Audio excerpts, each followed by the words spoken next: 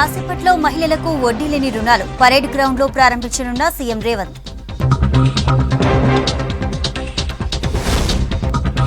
అంతర్గత కుమ్ములాటలో BRS BJP Medak MP అభ్యర్థి ఎంపికపై మల్లగుల్లాలు.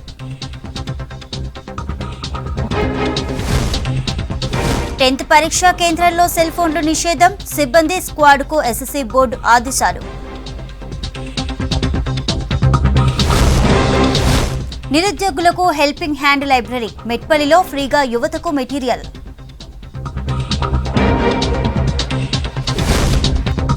వరంగల్ శివార్లో విదేశీ పక్షుల సందడి, బర్డ్స్ ను చూసేందుకు తరలి వస్తున్న జనం.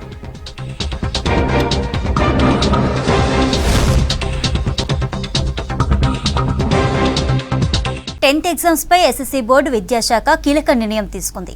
పరీక్షలు జరిగే కేంద్రాలను నో సెల్ ఫోన్ జోన్ గా ప్రకటించింది. పరీక్షా సిబ్బంది, స్క్వాడ్ సహా ఎవరూ సెల్ ఫోన్ వాడొద్దని ఆదేశాలు జారీ చేసింది. రూల్స్ బ్రేక్ చేస్తే కఠిన చర్యలతో పాటు సస్పెండ్ చేస్తామని బోర్డు హెచ్చరించింది.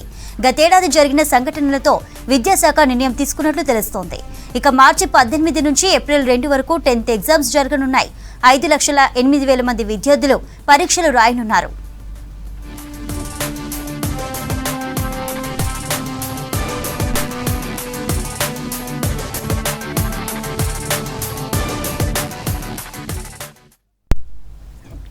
ఉద్యోగ పరీక్షలకు హాజరయ్యే విద్యార్థులకు అండగా ఉండేందుకు మొదట ఓ లైబ్రరీని స్థాపించారు.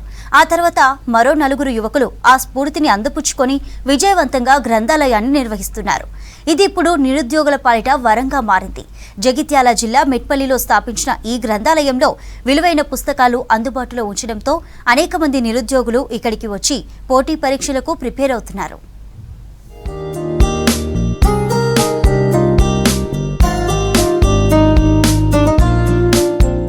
గ్రామీణ ప్రాంత నిరుద్యోగ యువకులు హైదరాబాద్ వెళ్లి పోటీ పరీక్షలకు కోచింగ్ తీసుకునే స్తోమత లేక సొంతంగా ప్రిపేర్ అవుతుంటారు. అందుబాటులో ఉన్న గ్రంథాలయాలకు వెళ్లి మెటీరియల్ నోట్స్ రాసుకుని సొంతంగా ప్రిపేర్ అవుదామన్నా అక్కడ సరైన పుస్తకాలుండేవి కావు. ఇలాంటి వారి కోసం ముంబైలో స్థిరపడిన ఈ ప్రాంతానికి చెందిన సొప్పరి శ్రీనివాస్ జగిత్యాల జిల్లా మెట్పల్లి పట్టణంలో హెల్పింగ్ హ్యాండ్స్ లైబ్రరీని స్థాపించాడు. సొంత నిధులతో 2 సంవత్సరాలు లైబ్రరీని నిర్వహించిన శ్రీనివాస్ కరోనా తర్వాత లైబ్రరీని నడిపించలేకపోయాడు. దాంతో ఆ లైబ్రరీకి వచ్చి ప్రిపేర్ అవుతున్న 4 స్నేహితులు కలిసి సొంత డబ్బును వెచ్చించి మరికొంతమంది దాతల సహాయంతో లైబ్రరీని నడిపిస్తూ నిరుద్యోగ యువకులకు అండగా నిలుస్తున్నారు. ఫస్ట్ నేను హైదరాబాద్ వెళ్ళాను, అక్కడ ప్రిపేర్ అవుదామని చూశాను. సో అక్కడ నాకు చాలా ఎకనామికల్గా స్టడీ హాల్ కానీ హాస్టల్లో కానీ ఫీజు కట్టడానికి చాలా ఇబ్బందిగా ఉండే. సో ఒకసారి హెల్పింగ్ అన్ని వచ్చి చూశాను. చూసిన తర్వాత ఇక్కడ ఫెసిలిటీస్ కానీ టైమింగ్స్ కానీ చాలా అంటే అక్కడికంటే బాగా అనిపించింది.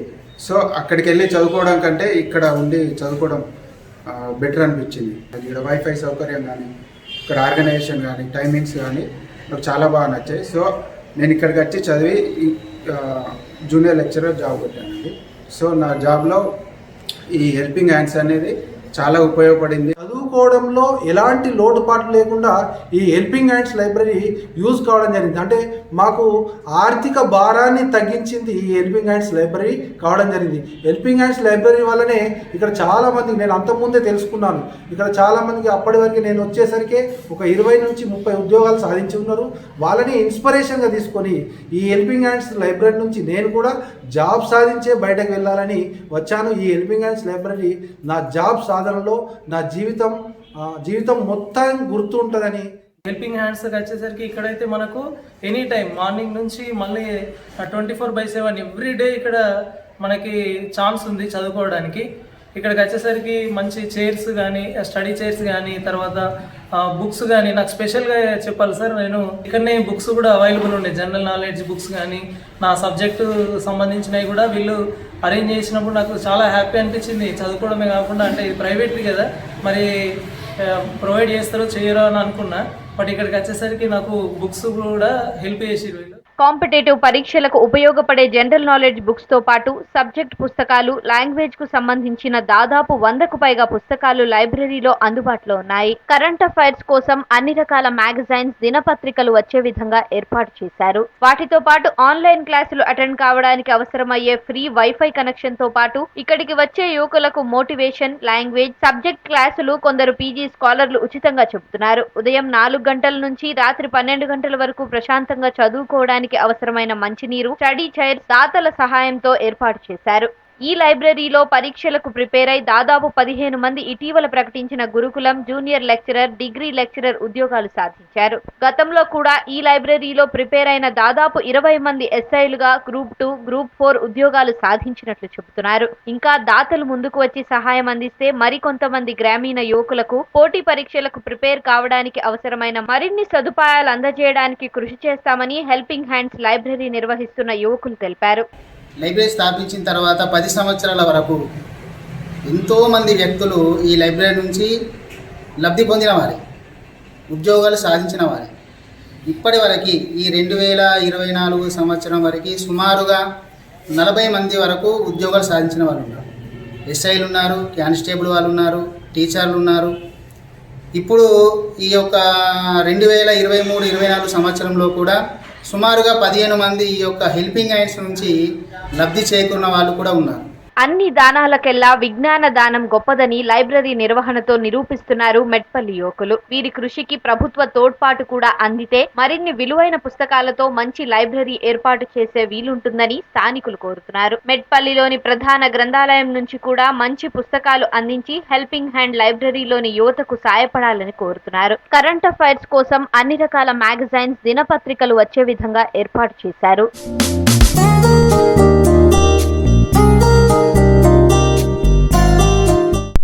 అధికార ప్రతిపక్ష పార్టీలకు మెదక్ ఎంపీ సీటు కత్తిమీద సాములా మారింది. నోటిఫికేషన్ రాకపోయినా ఎన్నికల హడావిడి ప్రారంభమైంది. ప్రధాన పార్టీలు అభ్యర్థిపై ఎటూ తేల్చుకోలేకపోతున్నాయి.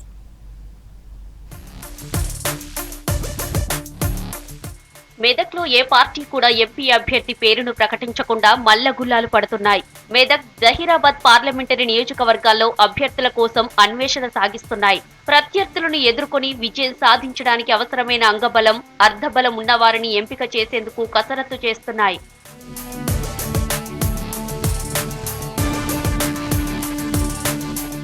బీఆర్ఎస్ ఆధిపత్యం కొనసాగుతున్న మెదక్ పార్లమెంటరీ నియోజకవర్గం నుంచి ఆ పార్టీ అభ్యర్థిగా చాలా మంది పేర్లే వినిపించినప్పటికీ గజ్వేల్ నియోజకవర్గానికి చెందిన నేత బెదిరింపులకు కేసీఆర్ తలొగ్గినట్టు బీఆర్ఎస్ నేతలు అంటున్నారు. సొంత అసెంబ్లీ నియోజకవర్గంలోనే తీవ్ర వ్యతిరేకత ఉన్న ప్రతాప్ రెడ్డి పేరు ఇప్పుడే ప్రకటిస్తే ఇంకా ఎంతమంది పార్టీ మారుతారోనన్న భయంలో బీఆర్ఎస్ ఉందనే చర్చ ఆ పార్టీ నేతల్లోనే జరుగుతోంది.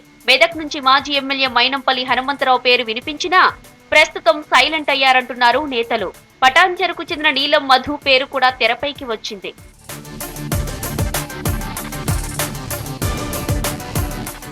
మరోవైపు మెదక్ పార్లమెంట్ అభ్యర్థి ఎంపిక బీజేపీలో అంతర్గత పోరుకు కారణమవుతోంది. పార్టీ టికెట్ తనకే వస్తుందన్న నమ్మకంతో మాజీ ఎమ్మెల్యే ఎం రఘునందన్ రావు ప్రచారం చేసుకుంటున్నారు. కానీ సీనియర్లు వ్యతిరేకిస్తుండటంతో ఆ పార్టీ ఇక్కడ ఎవరిని పోటీలో ఉంచాలనేది తేల్చుకోలేకపోతుంది.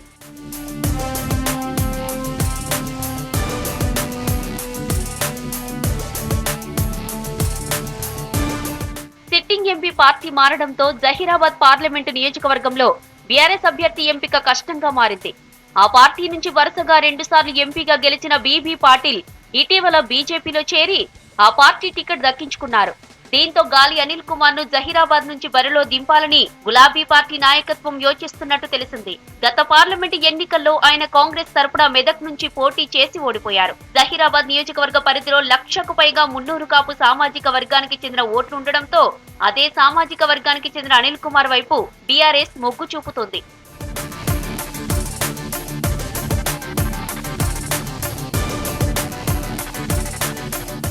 బీజేపీ నుంచి బీబీ పాటిల్, కాంగ్రెస్ నుంచి సురేష్ షెట్కర్ ఇద్దరు కూడా లింగాయత్ సామాజిక వర్గమే. ఈ నియోజకవర్గంలో భారీగా లింగాయత్ ఓట్లు ఉండగా ఇద్దరి మధ్య పోరు నడవనుంది.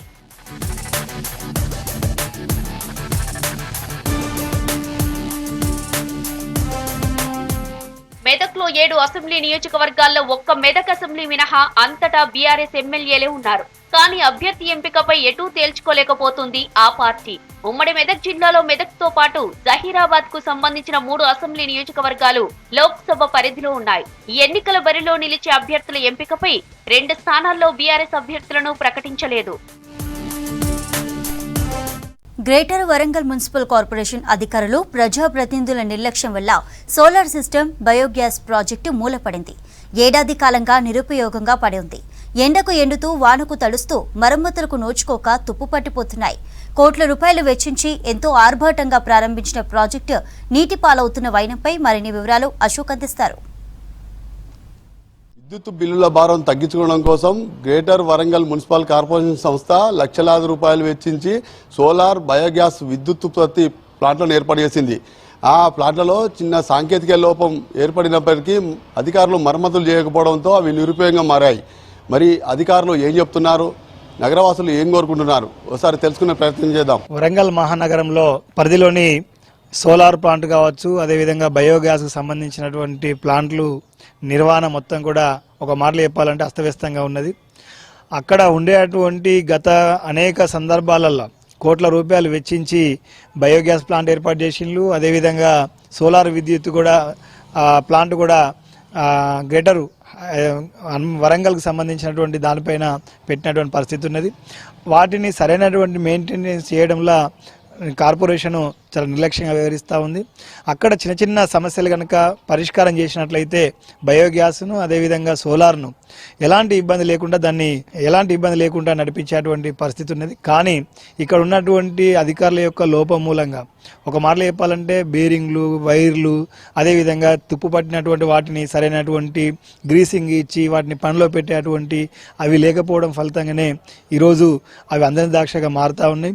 ఇదంతా అస్తవ్యస్తంగా ఉన్న తర్వాత బయోగ్యాస్ కావాలి కాబట్టి మళ్ళీ ఏం చేయాలి, అదేవిధంగా సోలార్ ఉండాలంటే ఈ మెయింటైన్ చేయలేదు కాబట్టి ఏదో కాంట్రాక్టర్కి ఇచ్చి 4 పైసలు వాళ్ళకి ఇచ్చి అధికారులు చేతివాటం తీసుకోవాలనేటువంటి ఆలోచన తప్ప నిజంగా శుద్ధశుద్ధి కనుక ఉన్నట్లయితే బయోగ్యాస్ను అదేవిధంగా సోలార్ విద్యుత్ చిన్న చిన్న సమస్యలను పరిష్కారం చేసి వాటిని పనిలో పెట్టాలని చెప్పేసి కోరుతా ఉన్నాం. లేకపోతే ఇవి నిరుపయోగంగా మారి అది కాంట్రాక్టర్లకు డబ్బులు చెల్లించే పద్ధతుల్లో అధికారులు ఆలోచించి తప్ప ఇంకొకటి కాదు. వరంగల్ మహానగరపాలక సంస్థలో విద్యుత్ రోజు రోజుకు ఛార్జెస్ పెరుగుతున్న విద్యుత్ భారాన్ని తగ్గించేందుకు ఆ కార్యాలయం పైన సోలార్ సిస్టమ్ ఏర్పాటు చేశారు గత 10 సంవత్సరాల క్రితం. అలాగే